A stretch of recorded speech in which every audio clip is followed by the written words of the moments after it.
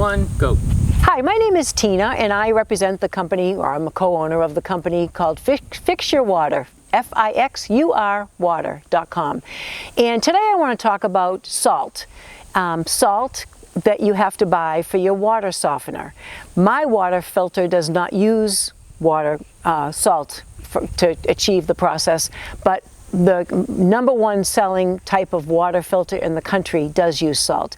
And I want to talk about the logistics of that salt. It comes in 40-pound bags. You have to go to the big box store, buy 4, 8, 10, whatever bags of it. They're 40 pounds a piece. Get them into your car, drive home, get them into your shed, your basement, the room in the house that has the water filter. And then, as you know, periodically you have to pick up one of those bags, which I think is the hardest part, pouring it without getting it all over the floor into the receptacle.